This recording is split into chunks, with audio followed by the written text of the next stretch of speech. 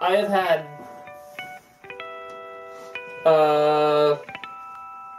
an ounce of the Four Roses and 2 sips of that. You're pretty well sober. Nothing's had a chance to set in yet. And 2 sips of some Mullet Light. Now I'm gonna have to tell that story. This video is kind of talking about Dirt Road Men and like who we are and what it's about. This is way marginally better than any vodka. This is my favorite brand of cigar, the Monte Cristo Classic. The Constitution shall never be construed to prevent the people of the United States, who are peaceable citizens, from keeping their own heart. Hey, I'm Zach. And I'm Jake. We are the Dirt Road Men. Also, guest star Momo, who's also a Dirt Road Man. I jumped the gun. I'm sorry. It's okay. It's okay. You want to go again? No, I'm good. You want to speak for yourself? No, I'm good. That hurt your feelings? No. Hey, You hurt Jake's feelings. Apparently I hurt Jake's feelings for you. Yeah, I know. You did. It's alright, it's the hair. It makes us sensitive. It makes them sensitive. Bam! All of a sudden my face is sensitive. Anyway, we're here for another whiskey review of Laproaig 10. Laproaig. We were excited and a little bit worried about this one because this is the ball buster of Scotch. This is you do not start with this for most people. What? Hand me the topper for the thing, for the tube. Oh, No, it's on your nose. it's on your ears. Here you go.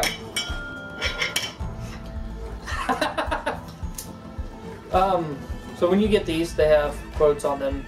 I don't know if they're all the same quote. Probably not. Whatever this guy's name is, says, it's like kissing a mermaid that had barbecue for dinner. They're not wrong on that tasting note, even a little. No, that's... I think this would go great with a barbecue sandwich. It is not a dessert whiskey. Oh, it's a magnet. Yes! I was like, ashtray what is happening? I've blown your mind with the new and cutting edge technology of magnets.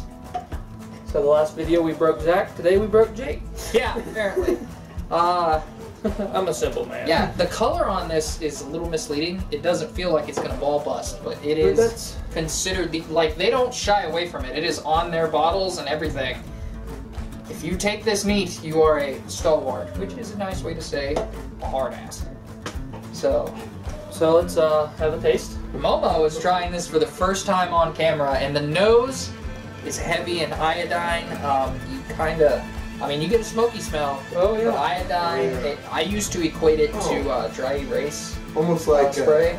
Almost like Copenhagen straight. That is a Dirt Road Men tasting note right there. Straight Copenhagen. Yeah. The last time I had any kind of chew, I'm pretty sure I swallowed it. How old were you?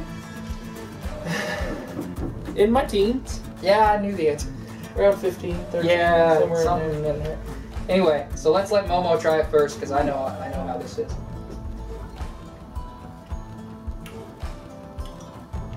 It's not bad. No, it's not, is it? It's surprising based on the nose. Yeah. Yeah. The nose makes you feel like it's gonna kick you square in the manly parts. Yeah. No, it's.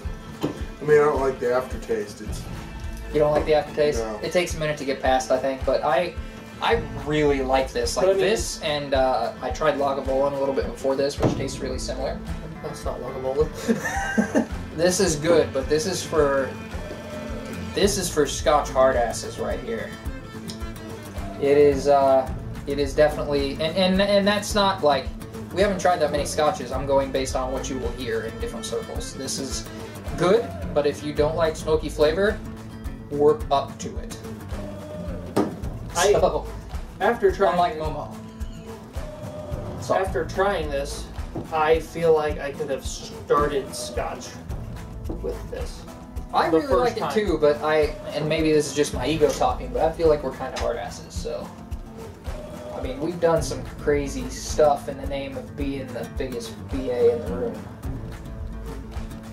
So, Headbutting cinder block walls. That was like 5th grade, man. 5th grade, he headbutted a cinder block wall and cracked it. That was before he was big like this. He used to be like a lot littler than me. Like this. You can go straight to hell. Oh, buddy, Or, you know your lake house is next Or to getting mine. drunk and asking your buddies to shoot you with an arrow because you're watching, what was it? The Punisher. They were pulling an arrow out of it.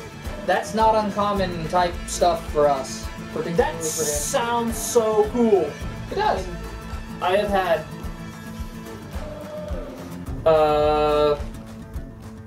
an ounce of the Four Roses and 2 sips Yeah, of that, you're pretty well sober. Nothing's had a chance to set in yet. and 2 sips of some Mullet Light.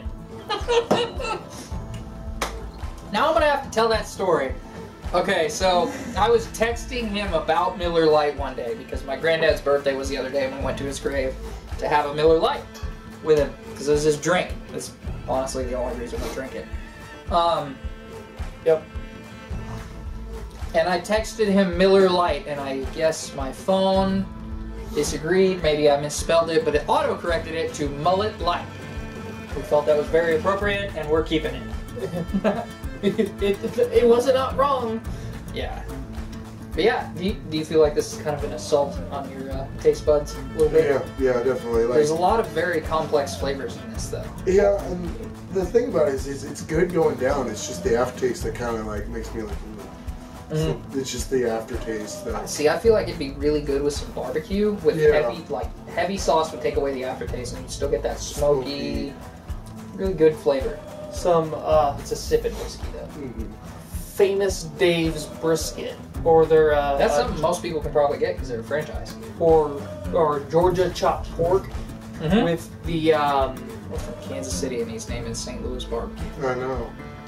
I'm sorry. It's all right. I know Some you like Gates, some Gates brisket. Yeah. Actually, thinking about their sauce, this would be better with Gates than. it. Yeah, because they have spicier sauce. Yeah. Well, Wilbur's Revenge.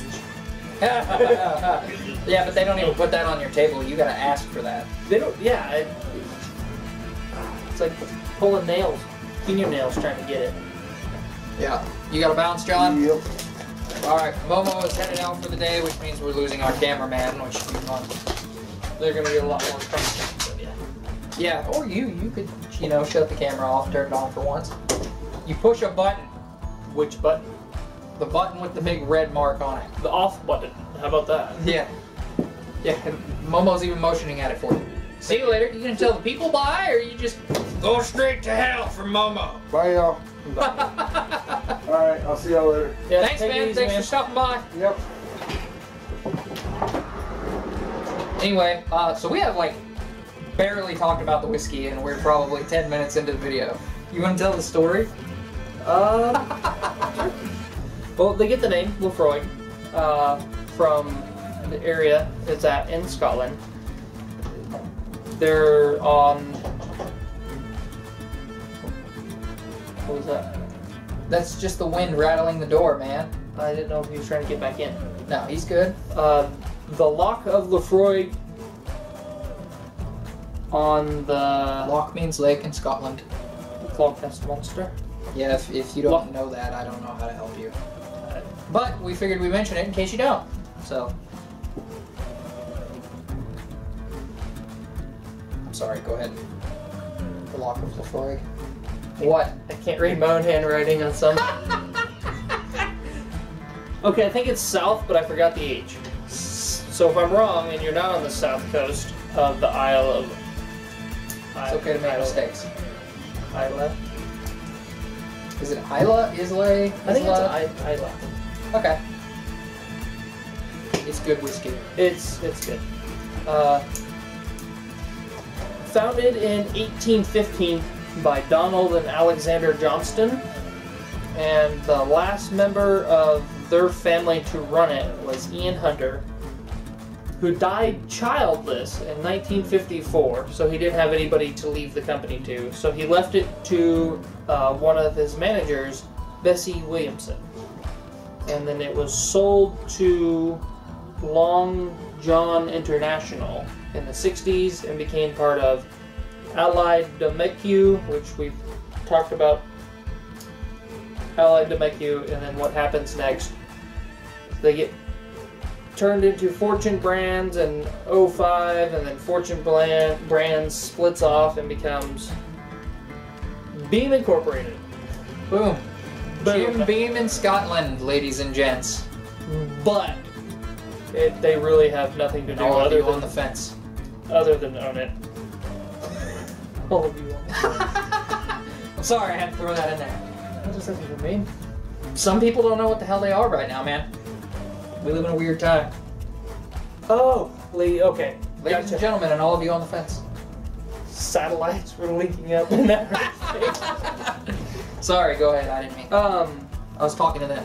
And in 2014, Centauri Holdings bought out Beam, and thus now own the name Laproaig.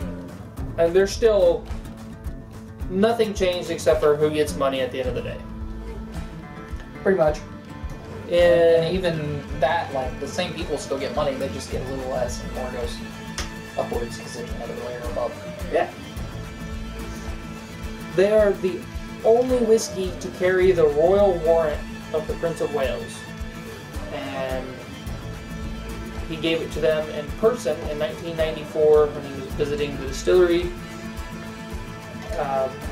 because the Laproaig 15, we had the 10, was his favorite Scotch, his favorite whiskey. I wonder what would happen to this aged another 5 years. We really haven't done a lot of age comparison. We didn't even talk. The last whiskey review we filmed was Four Roses Single Barrel, and we didn't even talk about how old that would be. At least 4 years. It's a Kentucky straight bourbon whiskey. But I was betting more like 6 to 10. Could be. I But- didn't even think. Check. Check. This might be something we need to get to, like in future videos. Yeah. Hey, I know how old that is. 22. It says right there. 120 months. 120 months. At least. He's 120 months old. Scotch. Well, I think any whiskey really. If they put an age statement on the bottle, the youngest barrel Must be at least that that they age. pulled from must be that age. So we could theoretically have some original batch 1815. Yeah, most likely not, but possibly. Possible. Yeah, I mean, this is good to us, but this is, to most people, not good right off. It's something you have to work up to. It's a little strong, like not in alcohol proof, it's only 43%, but it is a lot of different flavors. Like, I'm going through and filling out this, deductive whiskey tasting chart that you may watch for in future products. Yeah, it does not jack around, and I see that more as I put it on paper. But did you have any more? Sorry. Yeah. We should touch on what a single malt Scotch is. Oh, fair enough. Yeah. Single malt means it's made at single is one distillery, one location. Mm-hmm. Malt is its malted barley, and Scotch is if you cannot deduce that. It's made in Scotland, and you cannot figure that out. I don't know how to help you. You're on your own. Yeah, we're leaving a lot to you today. He had a you should give your, if you're done, Okay. Yeah. you should give your tasting experience, the image that this gives you as you sip it. Okay. So, as I'm drinking this, I'm sitting in a big leather armchair, eating a plate of brisket while I'm getting a ingrown toenail removed. And I say the ingrown toenail part because if you've ever had that happen, they typically put iodine to sterilize, I guess. I'm not sure what sterilize it? I do believe. Why wouldn't they just I dump can't some tell you the only thing I know it's used for, so. Fair enough. But yeah, That's what I'm thinking of. And you might be sitting next to an ocean. I've never been to the ocean, but I hear it has a saltiness to it. Salty, kind of musty. Yeah. So the things I wrote down right are it has a clear opacity, no sediments really, no viscosity to speak of, no legs really. It has a very powerful nose, a little bit. You know, single malt, heavy on the smoke. It's got some spices. I get some like black peppers, some leather. There's salty flavors, iodine, campfire. I mean, it really does kind of have a barbecue taste to it. My tasting note, where this takes me when I drink it, is I'm outside. Maybe because my toes are a little cold right now. Okay. I'm outside, sitting on a log by a campfire, sipping this whiskey out of a tumbler, with a cigar in my other hand, and a Z-Man from Joe's Kansas City right in front of me that I've been munching on while I do those two things. I don't know who the hell smokes a cigar and drinks whiskey and eats at the exact same time, but that's what this feels like to me, and I think it would be good in all those settings. That sounds to me like a wonderful afternoon. It does. That sounds like a great weekend, really. Yeah. Did we just make plans? I think we just made plans. That's where this takes me. The iodine, maybe it's started to go away, partly because of the romance in my head that I gained for this whiskey immediately upon tasting it. This is my fourth Scotch that I've tried, and it might be my favorite. No, it's my sixth, and it might be my favorite. I need to taste it compared to Lagavulin, but it's become a thing where, like, if I want sweet and relaxed, I don't go to like Glenfiddich or Monkey Shoulder. I go to a bourbon, which is still my favorite drink. But if I want a Scotch, I want something heavy that goes with a cigar, something complex, something like this. Makes me feel sophisticated, even though this is more, if you go with the culture that goes with Laproaig and that they embrace, I think it's a lot more like the guy that drinks Scotch, the overly butch boxer. Yes, yes. That's what this Scotch goes with very well. That name embodies this Scotch. So maybe that could be our thumbnail. That wouldn't be too bad. We didn't thumbnail on this one either, did we? Nope. It's alright. We're gonna stop. We're gonna thumbnail right in the middle. Oh, Steve. What the hell, Steve? Steve went hardcore.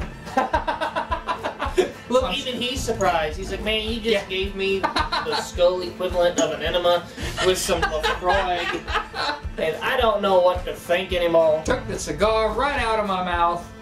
I'm gonna take this gun and shoot you with it. Anyway, yeah, I think possibly my favorite Scotch so far. Steve is a crazy dude, and if you think that's the first time something like that's been done by Steve, you're an idiot. I swear to God, he's gonna blow out my kneecaps after this. I didn't remember his shot glass again. I even set his shot glass on the counter. Didn't bring it. I just thought you were doing shots. So, our ranking, subjective to us. I swear to God, this is only my second ounce of whiskey. It's only my third or fourth bottle. Anyway, I subjectively would give this a 9. And the only reason I'm not giving it a 10 is I haven't tasted it compared to Lagavulin to figure out which one I like better. But this might be my 10 on Scotch, 9 on video right now. But for you, it might be a 2. So No, work up to it. Not you. Oh, them. Oh, okay. Yeah. Looking at the camera, them. Yeah. If For you, I don't know. This is the part where you say that.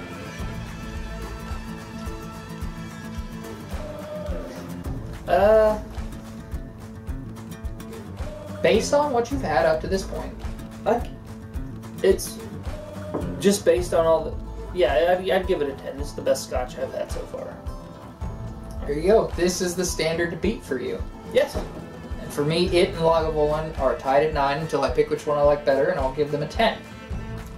Yeah, so this gets a 9.5 from us, which is the highest rating we've given anything so far. Eagle Rare is the only thing that I think we're going to give a higher rating, and that's my favorite. I don't know if it's your favorite. It's up there. There might be several tied with it, but... You're just indecisive. No, I just... Anyway, I think we're good. So, Zach and Jake, for Dirt Road Men, signing off today till we see you again. Cheers.